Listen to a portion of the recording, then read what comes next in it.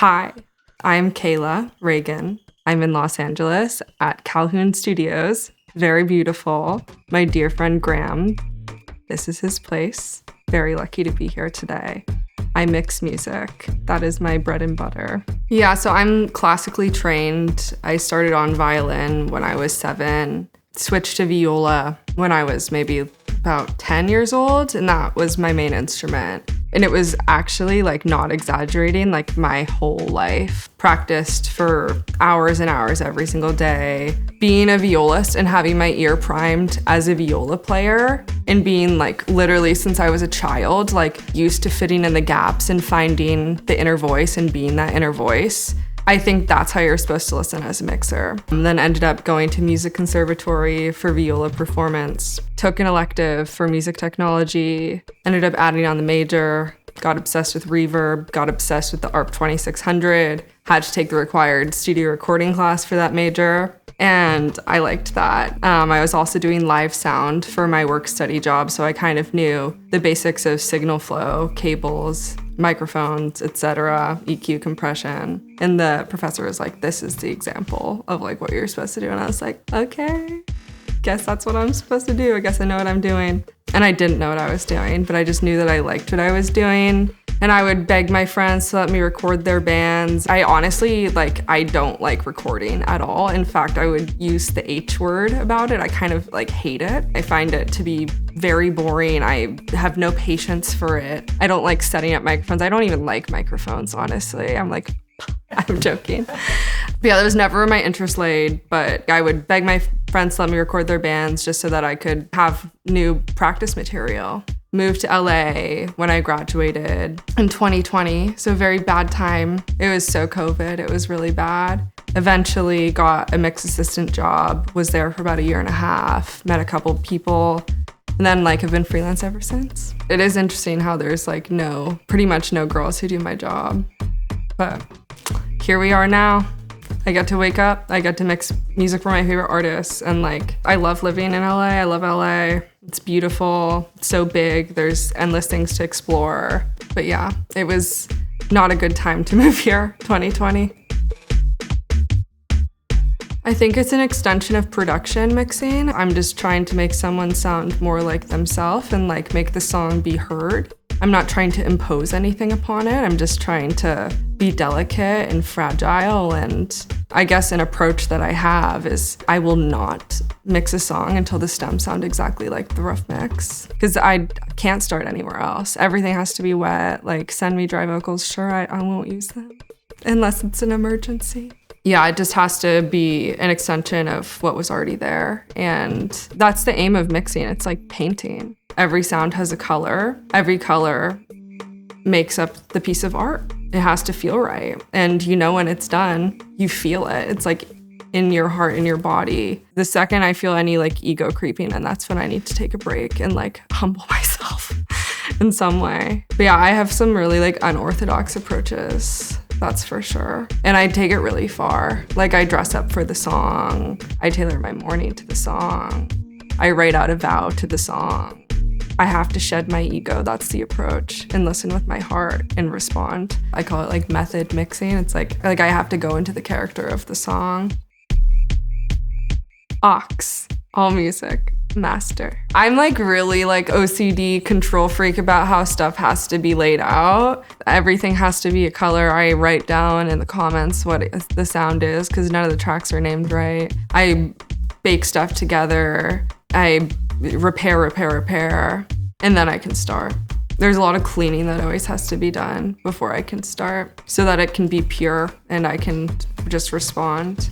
When I'm starting, I solo everything. I listen to every sound and I take what I know is bad out or boost what I know needs more. That's kind of the first dip of the toes. I have to get to know every sound and see if anything needs to go. But it's mostly about how everything fits together. That's most important. My favorite way to work is with someone in the room with me because I'm an extrovert, and also just having the energy of someone who is involved in making the song, whether it be the artist, the producer, writer, even manager, A&R, and just being able to bounce ideas off of each other. That's, I think, when I do some of my best work. It's like energetically, again, it's like I'm gonna keep using that word because I think it's so important and it's what everything is. But having someone in the room is very valuable, especially if I don't understand something. I mean, every tool that I use is to like unlock something or sometimes to clean something. Soothe is good. We know that. We love that plugin. Everyone loves it. Honestly, very popular. I don't use it aggressively. I would rather be really like controlled with that. I trust you guys, but not that much. But yeah, it definitely helps with like making things the right color and shape. And then like compression, volume, that's like body and personality. Yeah. I love Spiff too. I mostly use Spiff to add. I use it sometimes to take away stuff, but I will usually run to Soothe for that. Bloom is just like, I use that for body, I would say. I feel like when I'm listening to something, I see what I need to use, like pop into my mind, and then I will search for the name, and then I'm like, oh, what was the name of that thing?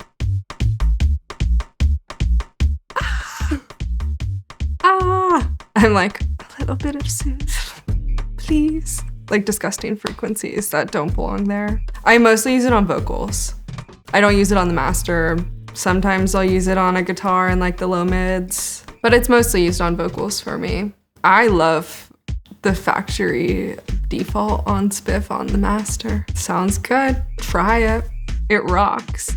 And then this thing that my friend John Costelli showed me, he talked about on Mix with the Masters. It's like a little cone head. And I use that for low end, find the right harmonic in the 808 or whatever needs that feeling. And I work in delta mode when I'm figuring this out. I want to know what it's actually doing. Like I can turn the knobs and I'm like, ooh, what am I even hearing? But I do all that in delta mode where I'm like finding for the cone. And then on the inverse, for the worst of the worst, cutting it on like something that is horrible. That has no business being there. It's very special, that plugin. I really like it. It sounds good. And I know how to use it. But yeah, it's clutch. I also don't know what else could do that. Do you? No. I don't either. This song is called Tiroteo. It is by a true artist and my good friend, Daniela Lalita. She produced it alongside Mura Masa. It's all about truth. And so we were just trying to get fully there in the mix. I had to do this one without her in the room, but I first heard it. She was working on it in the room with me when I was working on other songs for her forthcoming EP. But yeah, let's listen to it. Se me rompiendo después de la que me hizo. Voy a quemar todo lo que yo era. Ay, sí, solo en mí tan fuerte que haya un bautizo. Mi misma agua conviérteme en nuevo. Ay, qué rico este daño. Para llévala. Qué rico este daño. Para llévala.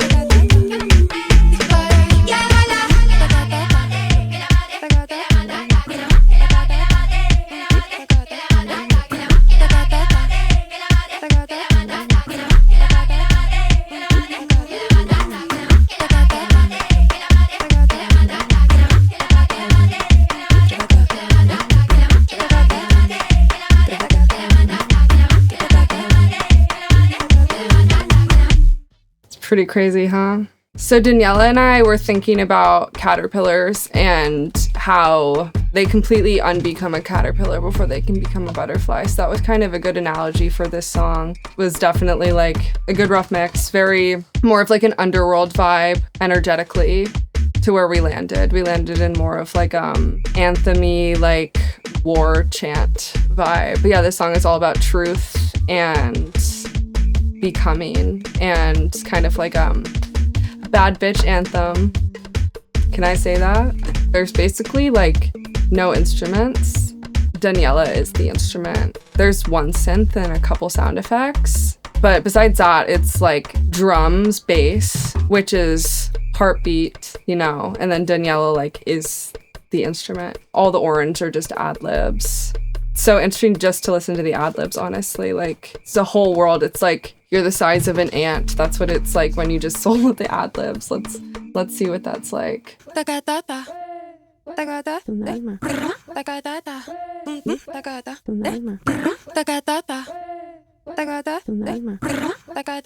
Like there's so much going on, and if I mute them, like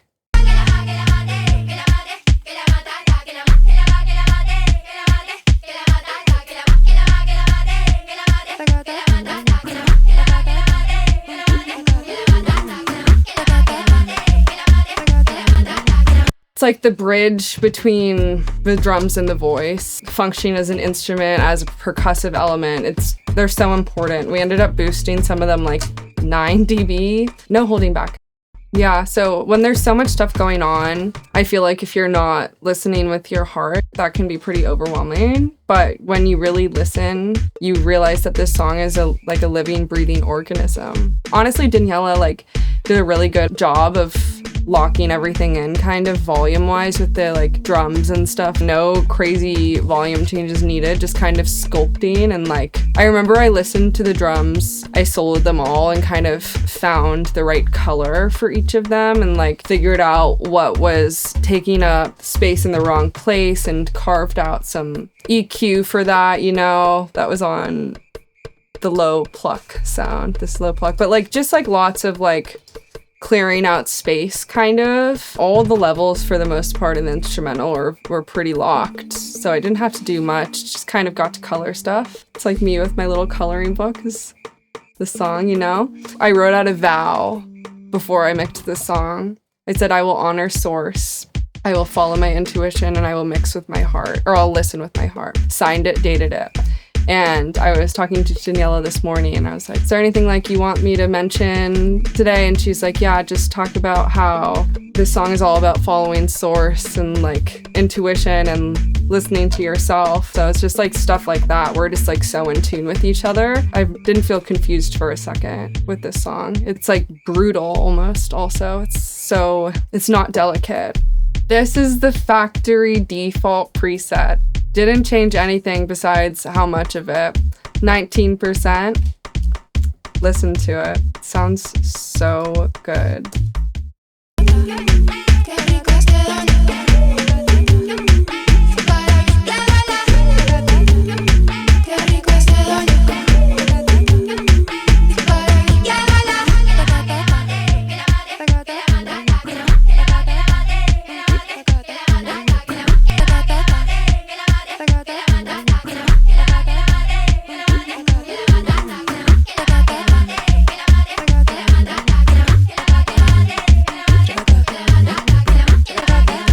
It's doing so much, and that's only a little bit of it. It just sounds awesome. Like, I don't use that much like compression. Like, this song is barely being limited. That's kind of like the compression for the song. Pretty much exactly what you want to happen. It's like you're able to hear the words and the low end, and it's balanced, and it sounds good. I'm gonna put it back in Delta, dial it back to where I had it.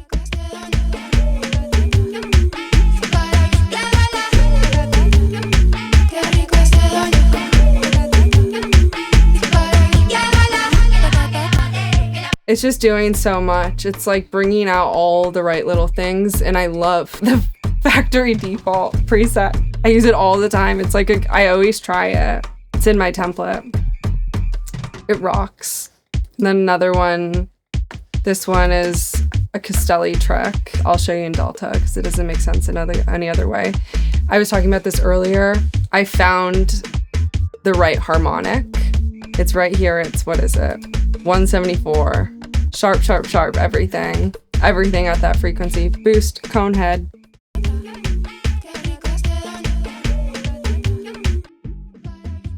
%mix. And then I had it at 70.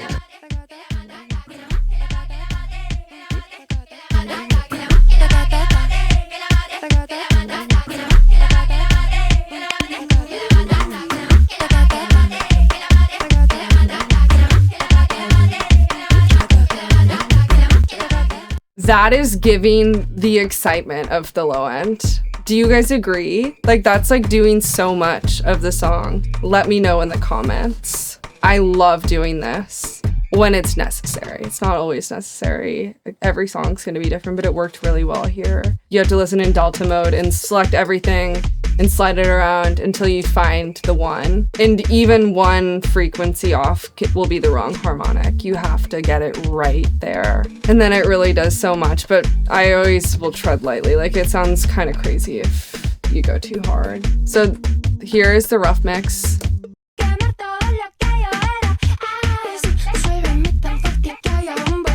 Beautiful. And we ended up here.